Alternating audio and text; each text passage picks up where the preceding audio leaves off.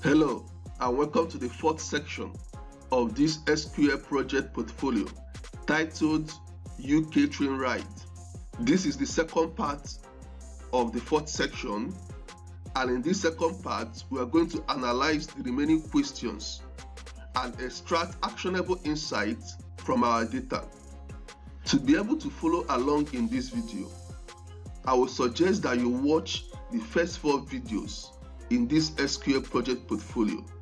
Their links are in the description below. Here are the questions that we're going to analyze in the second part of this analysis. So let's dive into the workbench and begin to analyze our data. We are in the workbench, and here is our schema panel. These are the database that are in this workbench. The database of interest is the train ride database. So we need to select the database that we're going to work on. So the first thing to do is to select the database by using the use statement. So use train ride. This statement will select the train ride database. So let's execute the statement. We can see from the action output that this statement has been executed. And looking at the schema panel, our train ride database has been highlighted. So inside this database, we have only one table called the railway. We can confirm that by using the show table statement. Show tables. This statement will show the tables that are in this train ride database. So let's execute this statement. So here is our result. Tables in the train ride database is just one table called the railway. So before we begin our analysis, let's see the first 5 rows in our table by using the select statement. Select. We are selecting all columns from our table called the railway, and we are limiting the results to the first 5 rows. So this statement will select all the columns. The asterisks indicate that we are selecting all the columns in this our table called the railway, and we want the result to be limited to the first 5 rows. So let's execute this statement. Okay, here is our result. These are the first 5 rows in our table, and these are the columns that we have in this table. We have the transaction ID, the date of purchase, the time the ticket was purchased, the purchase type, payment method, the rail card ticket type. We have the price of the ticket. We have the departure station, arrival destination, date of journey, departure time. We have arrival time and actual arrival time. We have journey status, the reason for delay, refund requests. We have the month of purchase and also the month name of purchase. We have purchase hour, departure hour, and departure day. So these are the columns that we have in this our database. Our first question says, what are the peak hour rides? In this question, we want to find out what departure hour do we have the highest number of passengers that are traveling. That is, what is the rush hour for our rides? So to answer this question, we will count the total number of tickets and group it based on the departure hour. So this will tell us the total rides based on the departure hour. So our statement will be select. We are selecting the departure hour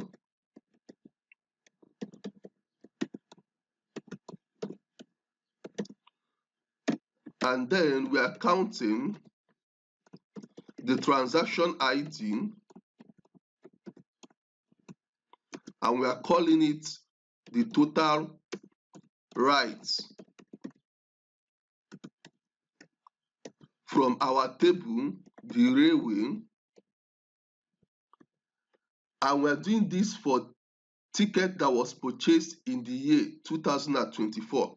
So we're using a where clause to indicate that the year of purchase, that's date of purchase,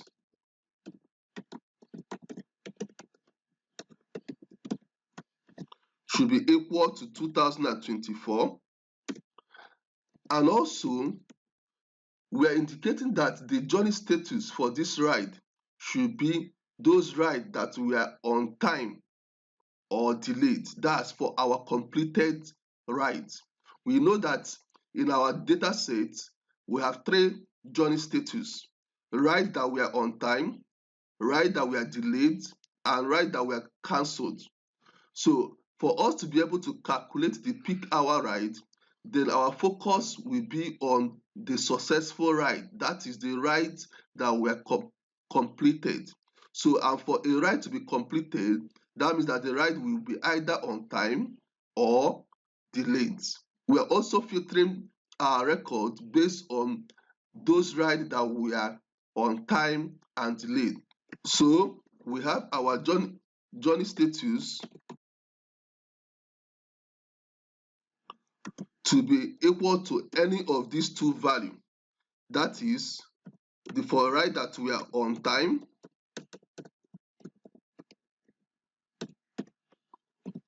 and also for ride that we are delayed.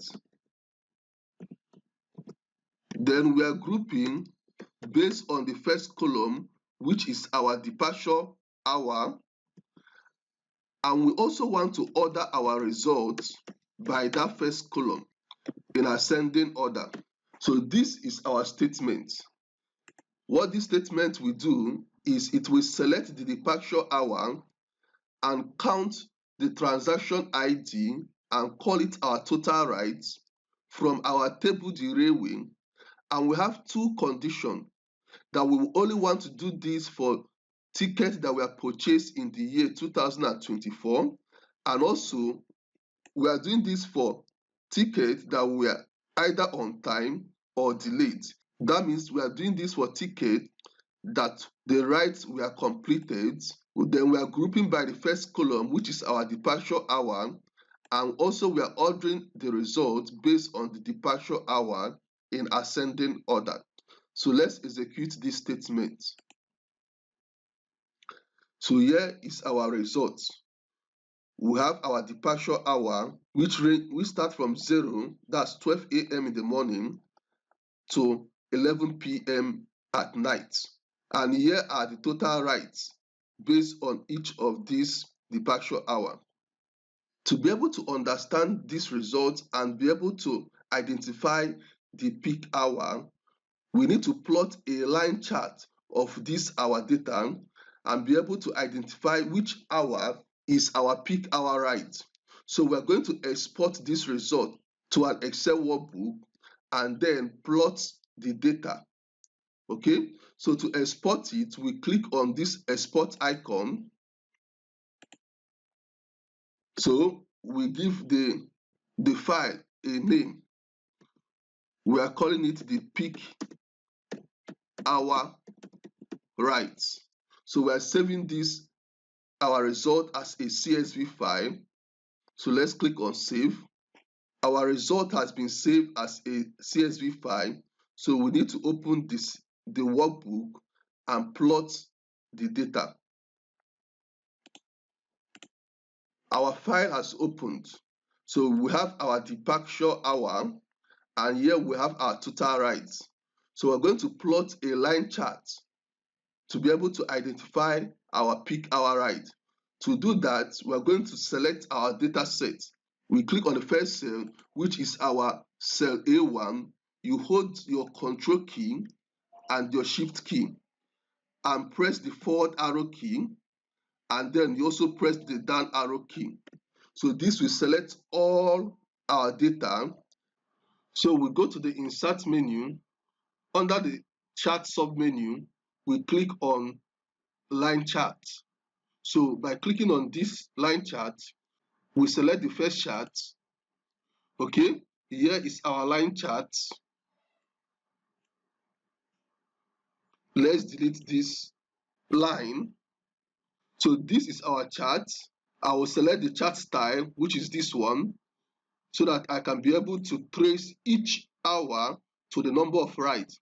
So the next thing I will do is to remove this vertical axis and add a data label.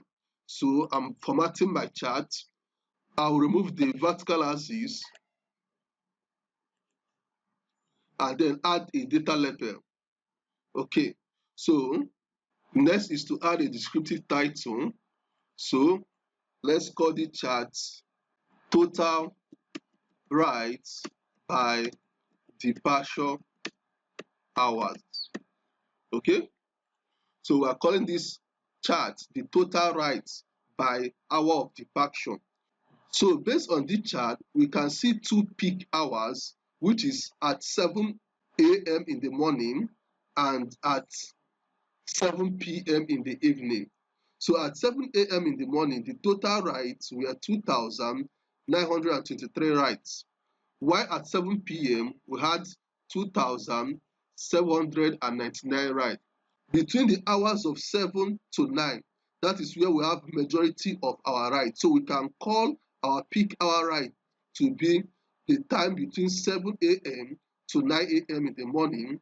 And also in the evening time, we can see that between 5 p.m. to 7 p.m., that's when we have majority of our write again. So there are two peak hours. The first range is at 7 a.m. to 9 a.m. in the morning, and then at 5 p.m. to 7 p.m. in the evening. Question number 2 says, how often are the writes on time based on the different categories of hours? So to be able to answer this question, we need to create the different hour categories.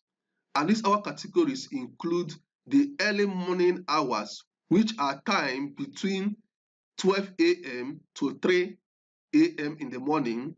We have the morning hour, which will be time between 4 a.m. to 7 a.m.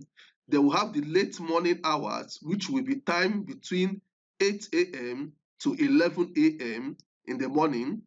We have the afternoon hours, which will be 12 p.m. to 3 p.m. We have the evening hour, which will be 4 p.m. to 7 p.m. And then we have the night hour, which will be time between 8 p.m. to 11 p.m. So these will be our hour categories. After creating these hour categories, we will count the total writes based on these hour categories and also count the writes that were on time based on these hour categories. So from there, we can be able to calculate the percentage of writes that were on time based on these different hour categories. So let's write our statement. We'll start with our select statement. What are we selecting? We are trying to create the different hour categories, and so we are going to use the case statement. So case when departure hour is equal to 12 a.m., 1 a.m., 2 a.m., and 3 a.m. So we are saying that when this our departure hour is any of these hours that we have here, that's 0 representing 12 a.m., 1 a.m., 2 a.m., and 3 a.m. Then we will call it the early morning. Okay, so I'm going to copy this statement. Since we're going to repeat this statement, I'll copy it and paste it below. So the second hour category is our morning hour. So I'll remove this early, and the time for this morning hours includes 4 a.m., 5 a.m., 6 a.m., and 7 a.m. The next hour category will be our late morning hour. So we will remove the early and change it to late, and the hours includes 8 a.m., 9 a.m., 10 a.m. and 11 a.m. Okay, we paste the same statement and we're changing this to afternoon hour, and the time for this will include our 12 p.m., 1 p.m. which is 13, 2 p.m. which is 14, and 3 p.m. which is 15. The next hour category will be the evening hour. So we're changing this to evening, and the hours include 4 p.m. which is 16, 5 p.m. which is 17, 6 p.m. which is 18, and 7 p.m. which is 19.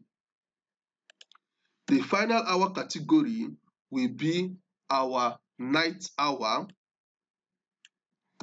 We have our night, and the hours will include time between 8 p.m. to 11 p.m. So that will be 20, 21, 22, and 23. So these are the different hour categories. So we'll end our case statement using the end clause, and we call it the hour category. So what we need to do next is to count the total rights. So we're using our count function to count the transaction ID, and we call it the total rights. Next is to count the total rights for those rights that were on time, because we are interested to know the percentage of rights that were on time. So let's count the total rights that were on time. And to do that, we use our count and case statement. So we count. What are we counting? We are using our case statement to indicate that we are counting our transaction ID for those rights that were on time. So when journey status is equal to on time, then what we count will be our transaction ID. So we end our case statement and call this result to be on time rights. So we are selecting all these from our table called the railway, and we are doing this for records that the journey status is on timed or delayed, because these two categories are the categories that we are successful right, as we are able to identify in our previous video. So where the journey status is not equal to, so we are excluding those rights where the journey status is cancelled. So by using not equal to, we are saying we only want those rights where the journey status is either on time or delayed. So we group our results by the first column, which is our category. So let's execute this statement. So here is our result. We have the different hour category, we have the total rights, and we have the on time rights. In this our result, we can see that the hour category is not sorted out in the order that we expected it. So we'll go back to our statement, and we're going to add number to each of these hour category. So we'll go to early morning and add 1. We'll go to the second hour category and add 2. We'll do the same to the third one, 3. the fourth one 4, the fifth one, and then the last one, which is number 6. So let's execute this statement. Let's sort it in ascending order. So we add an order by clause, order by column 1, and we're doing that in ascending order. Okay, so here is the result as we wanted. So we have the early morning, the late morning, the afternoon, the evening, and the night hours. So these are the total rides based on each of these hour category, and these are the rides that were on time based on this category. So to be able to report the percentage of rides that were on time, we need to add another column which will calculate the percentage of on-time rides. And to do that, we will divide our on-time value by the total rides. So we'll go back to our statement and add another column. What will be in this column will be the percentage of the on-time ride, which we are going to calculate by dividing our on-time rides by the total ride. And we already have our statement for our on-time rides, and we already have our statement for on-time ride, which is this statement that we have here. So which counted the total ride, that's our transaction ID, based on the journey that we are on time. So we copy this statement and paste it here. So that will give us our on-time rides. So we divide this by our total ride. So we have our statement that gave us the total ride. So we copy it and then we paste it here. So this statement here will calculate the percentage of on-time ride by dividing the on-time ride by the total ride. So let's give it an alias, which will give us the percentage of the on-time rides. So let's execute this statement.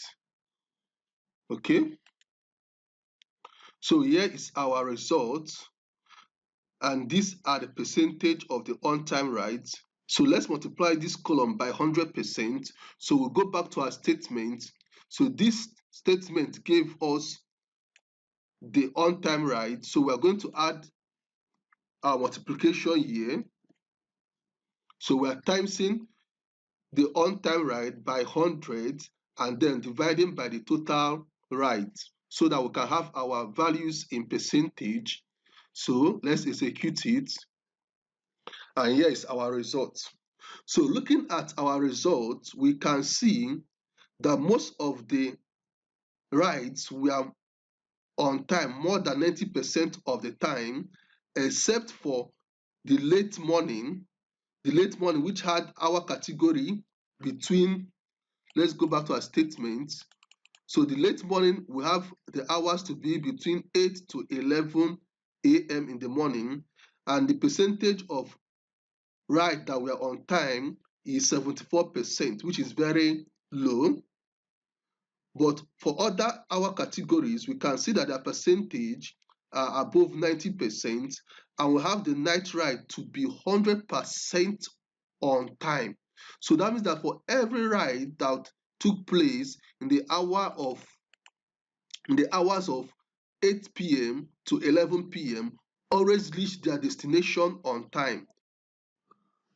Question number 3 says, what is the total revenue, the net revenue, and the revenue that was lost in the year 2024? The total revenue will be the sum of all the price of the tickets that were purchased in the year 2024. The net revenue will be the sum of all the price of the tickets for those tickets in which the refund request is equal to none. That means that there were no refund for those tickets. And then the lost revenue will be the sum of the price of the ticket for those tickets in which the refund request is equal to yes. That means the sum of those tickets in which the passengers were refunded their money will be the lost revenue. To calculate this, we use our select statement. Select, what we are selecting will be the sum of the price of the ticket, and we are calling this the total revenue. The next thing we are selecting will also be the sum, but this time we are focusing on those tickets that did not request for refund. So where the request refund is equal to no. So we're using the case statement to filter out only those records where the refund request is equal to no. So what we do is to sum the price of the ticket. So let's end our case statement and call this our net revenue. So this second statement is going to sum the price of the ticket for those records where the refund request is equal to none. That's for those people that did not request for refund. Okay, so the next thing we are interested is our lost revenue, and our lost revenue will be the sum of the price of the ticket for those tickets where the refund request is equal to yes. So we sum, and then we use our case statement to filter out those records where the refund request is equal to yes. So what we do is to sum the price of the ticket. So we end our case statement and call it the loss revenue. So we are selecting this from our table, the railway, and we are using another filter, which is that the year of the purchase of the ticket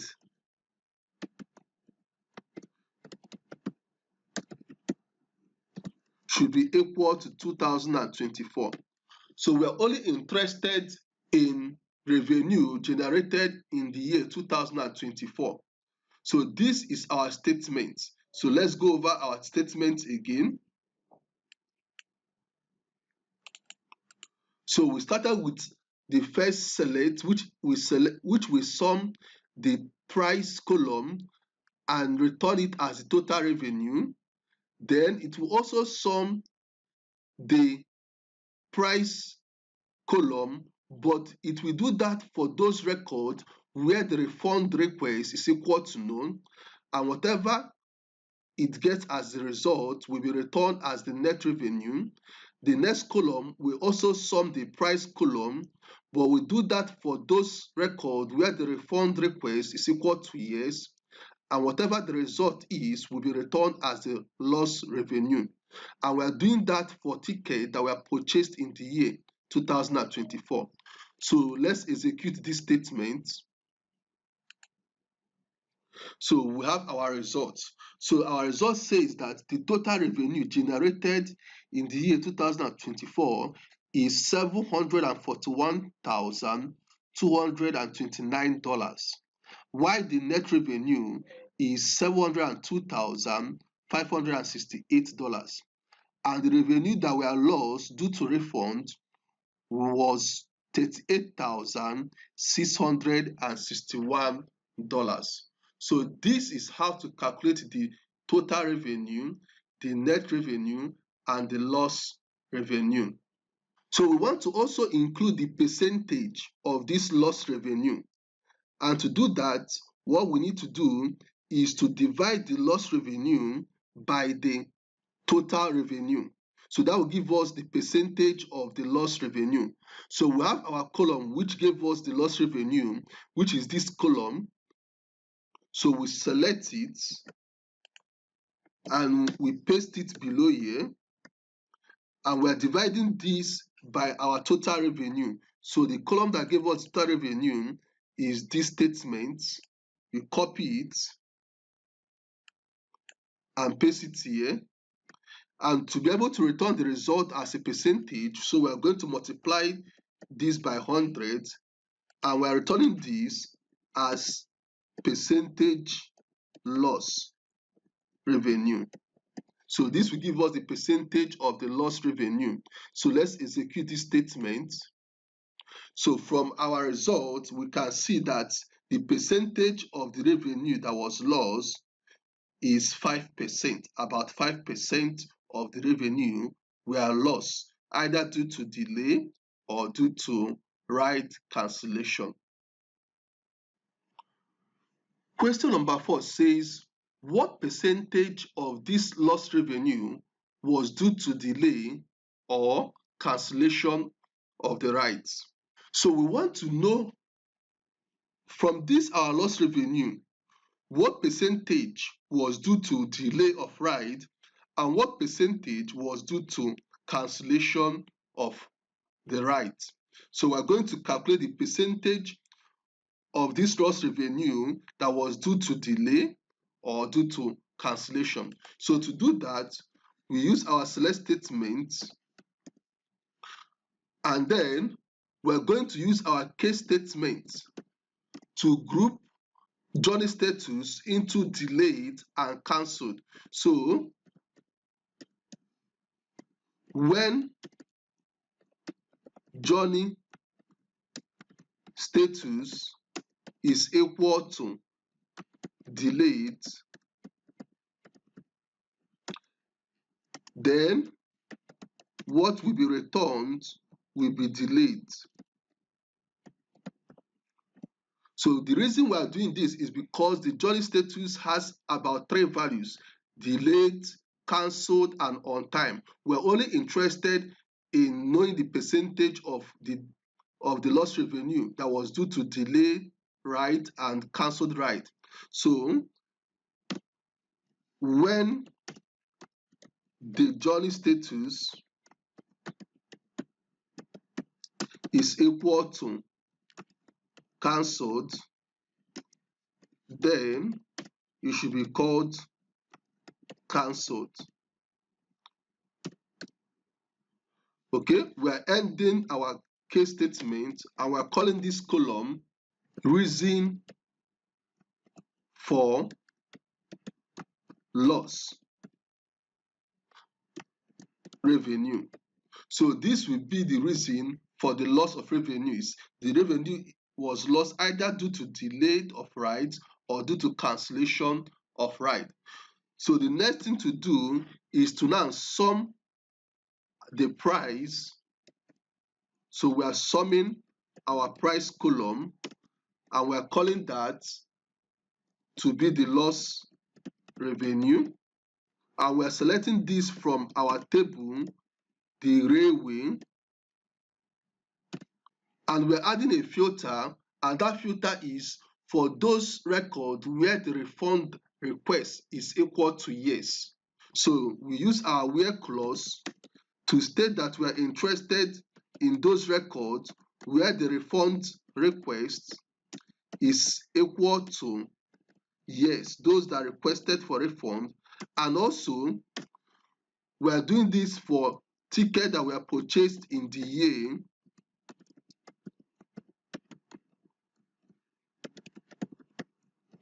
2024. So we are grouping our results by the first column, which will be the reason for lost revenue. So this statement will first of all create a category for us. That category is called the reason for lost revenue, which will contain 2 values, the delay and the cancelled, and it will sum the price column and return the value as the lost revenue from our table, the railway. And we're doing this for record where the passenger requested for refund. That's where the refund request is equal to yes, and then the year of the purchase is equal to 2024. So we group this result based on this first column, which is the reason for loss of revenue. So let's execute this statement. So here is our result. We have that the revenue that was lost due to delay ride is about $26,124, while the revenue loss due to cancelled ride is about $12,537. So to return this as percentage, so we'll add another column which will calculate the percentage of the revenue that was lost due to these two reasons. And to do that, we're going to sum our price column and divide our results by the sum of the price column, and we're using our over clause. We are calling the result as the percentage loss revenue. So this column that we're adding, what is it going to do? First, it's going to calculate the sum of the price column. That means it will return this value. So this value gave us the loss revenue. So this will return the loss revenue. And then this statement with an over clause the inner statement will first return this loss revenue, and then this sum, because we are using the over clause, will sum this loss revenue and return the total. So we are dividing each of this value by the sum of what we have in this column, and we're returning that as the percentage of the loss revenue. So let's execute this statement. So we have from our result that about 67% of the lost revenue was due to delay, right? And about 32% is due to cancelled rides. Question number 5 says, what reasons contributes most to the revenue loss? So in this question, we want to know the reason that had the most contribution to the loss of revenue. We know that there are different reasons that caused our ride to be delayed or cancelled, such as bad weather condition, or due to insufficient staff, or due to signal loss. So some of these reasons are the reason why our rides were delayed or cancelled. So which of these reasons contribute most to the revenue that was lost? That is our interest in this question. So we're going to calculate the revenue, and we're going to group them based on the reasons for delay in order to be able to get the reasons that had the most contribution to the loss of our revenue. So let's start by using our select statement. We select the reasons for delay column, reason for delay, and then we are summing our price column, and we're calling that the revenue loss. From our table, the railway, we are adding a filter, and that filter is for those records where the rides were either delayed or cancelled, because we are calculating the revenue loss. Our revenue was lost either due to delay of rides or due to cancellation of ride. So our filter will be where the journey status is equal to any of this value, which is delayed or cancelled, and also that the year, so let's move it to the next row, the year of the date of purchase is equal to 2024. And another filter will be for those records where the refund request is equal to yes. So what is this filter doing? It's going to filter those records where the journey status is either delayed or cancelled, because we are calculating revenue loss, and we are doing this for tickets that were purchased in 2004 and those tickets that requested for what? Refunds. Why are we adding this filter? Is because some rides, though they were cancelled, they did not request for refund. And some rides, though they were delayed, did not request for refund. We are only interested in those rides that were delayed or cancelled, whereby the passenger requested for refunds. So we group our results by the first column, and then we order the results by the second column, which is our revenue loss, and we do that in descending order. So this is our statement. Let's execute it. So here is our result. And from our result, we can see technical issue has the highest revenue loss. That is, the highest revenue that was lost due to technical issue, followed by staffing and then by traffic. So to be able to understand the impact of this technical issue, we need to calculate the percentage. So let's add the percentage of this revenue loss. So we'll add it by summing the price column and dividing our results by the sum of the price column, and we're doing this using the over clause, and we're calling the result as the percentage revenue loss. So this statement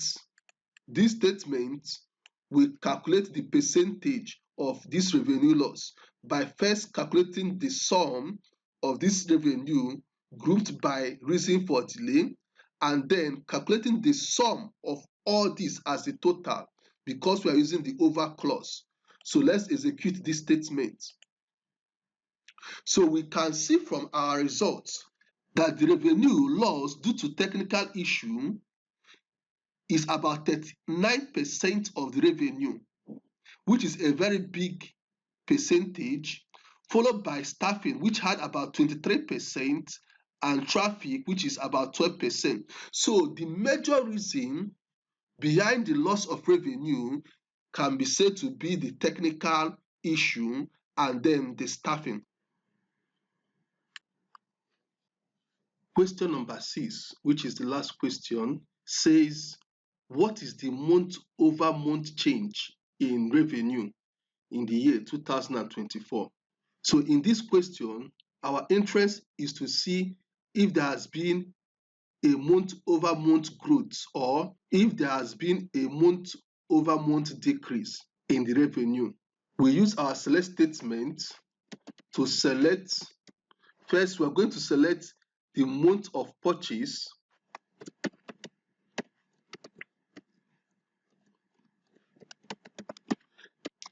Then we also select the month name of purchase,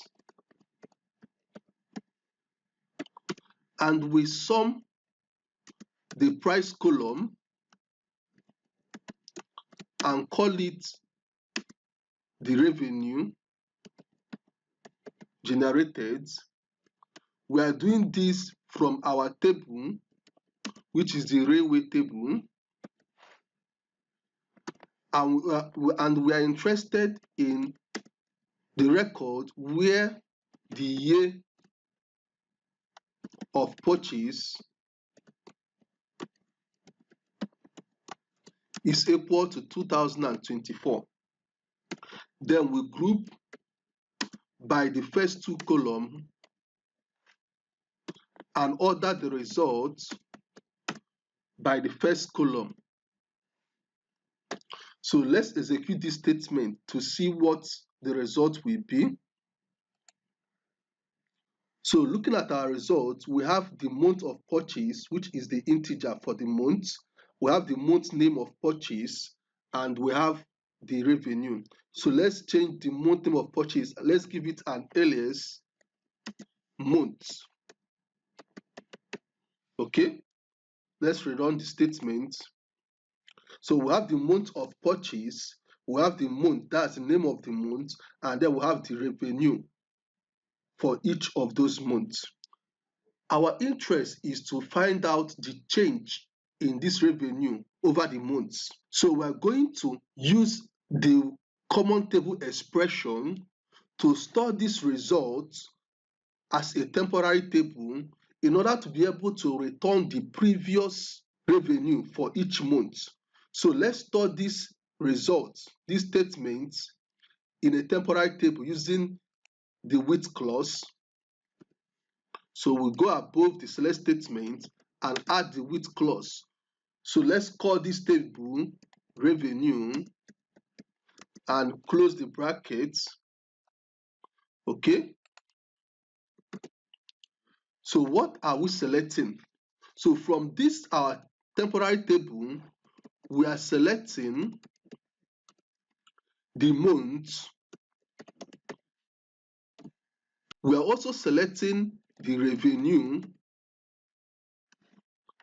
and then we want to return the previous revenue. So we use the window function called lag to return the previous revenue. So this window function will return our revenue using the integer 1 to indicate that we are going backwards by 1 month. Okay, so we add our over clause and we are calling this as the previous revenue, and we're selecting this from our temporary table that we called revenue. So let's execute this statement. So we can see from our results, we have the months, we have the revenue, and here is the previous revenue.